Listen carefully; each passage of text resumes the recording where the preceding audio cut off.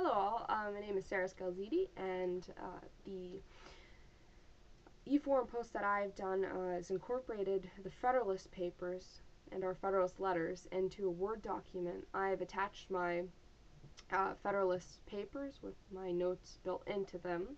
As you can see, this is one of them. So pretty much a brief intro is the Federalist Papers were papers written by, I guess you could say, our founding fathers of the Constitution, or shall I say, the ratified version of the Constitution, the new Constitution. That was James Madison, Alexander Hamilton, and John Jay. On a brief note, it reminds me of John Jay Criminal Justice Institute in New York City. Okay, so back to the papers. There was 85 of them written, as I had said. And this was all written to the state of New York. It was telling New York City, essentially, listen to us. This is the reasons why you should listen, and this is what we believe the Constitution should be. Many people were fearful of the Constitution, the ratified version, because it was so foreign to them that they had never heard of such a government, national or federal government even, in such a way. And there was no other model in other countries to follow in regards to this particular version of the Constitution. So the first Federalist paper is pretty much the introduction to what should be. And the most interesting aspect that I did find was these authors never wrote their names. They oftentimes went through, I guess, the alias, you could say, Publius, Publius. So they were anonymous. So the author, James Madison, one of them, for Federalist Paper number 10, which is titled, "The Same Subject Continued, the Union is a Safeguard Against Domestic Faction and Insurrection." Some things that I'm going to just do is go through each paper very briefly and point out very interesting and amazing aspects that I thought made sense to me and that kind of pulled me in more.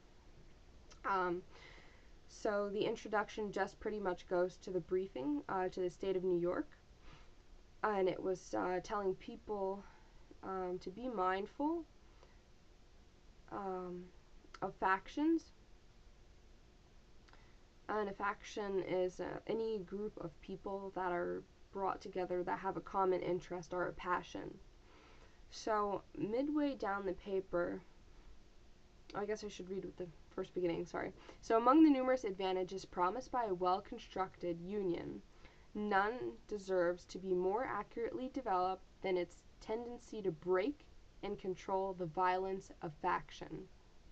So people didn't want small groups ruling because that could lead to, I guess one could go as far to say, militia, going against the government that was ever so trying to form. So the friend of popular governments never finds himself so much alarmed for their character and fate as when he contemplates their propensity to the dangerous vice. So when this aspect refers to friend, James Madison is referring to himself. Although the people of New York at the time did not know that. They only know Publius. So continuing on, midway down the paper, it did state that complaints are everywhere heard from our most considerate and virtuous citizens, equally the friends of public and private faith, and of public and personal liberty, that our governments are too unstable, and that the public good is disregarded in the conflicts of rival parties, and that measures are too often decided not according to the rules of justice and the rights of the minor party, but by superior force of an interested and overbearing majority. So many people were anxious, and they wished that the complaints had no foundation, but known facts would not allow people to deny that they were in some degree true. This is direct quote, of course, from Federalist 10, Madison. So the people were very fearful. So the combination of factors exist that cause such misfortunes, and large effects increase in destruction of heaviest engagements, which alarmed for private rights. So people were afraid that having such a government in control would actually cause them to completely lose any rights that they had, or have severe limitations on them. So the most amazing part of the paper that really stuck out to me, if I had to sum everything up in one word, I would say factions. Madison states that there are two methods of curing the mischiefs of faction, that be removing its causes, and the other controlling its effects. So I would choose the latter choice, which is controlling its effects. You can control the effects that factions has, but you cannot remove its causes, because if you completely remove the causes, it would be completely removing the people, and without people, well, nothing would exist. So, Federalist number 10, and some pretty much went over factions. So moving on to paper Federalist number 14, also written by James Madison. Its objections to the proposed Constitution from extent of territory answered. So this first statement is, we have, and I like how Madison states we have, he's identifying with the people as a whole.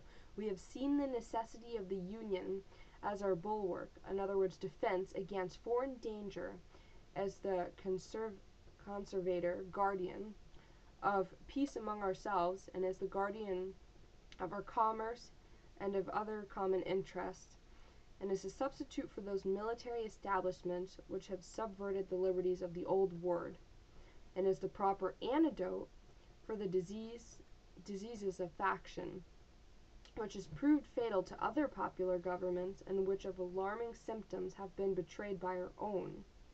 All that remains within this branch of inquiries is to take notice of an objection that may be drawn from the great extent of country. So, the masses of the people, in other words, factions would need to be controlled, but they can be controlled by housing ordered unions. So unions would be groups of people joined together. So in some, Federalist number 14 speaks about union and how an organized union would do factions better, and the government would do them good. So one thing I do want to mention before switching on to Federalist number 71, and Federalist number 14, the general government was not to be charged with the whole power of making and administering law. That's an extremely important aspect of this paper, because you do not want the government, the general government, completely in charge of making all choices of law. So Madison really went in on the fact that things needed to be separated and provisions needed to be made. So that's where representatives of the state came in at that point. And throughout this second page of the article here, and I'm holding it as if you can see, it actually talks about how hard it was for people across the states to start traveling, to just go to like a general meeting. So nowadays we have assembly meetings, you hop on a plane, you go to them, and you represent your state.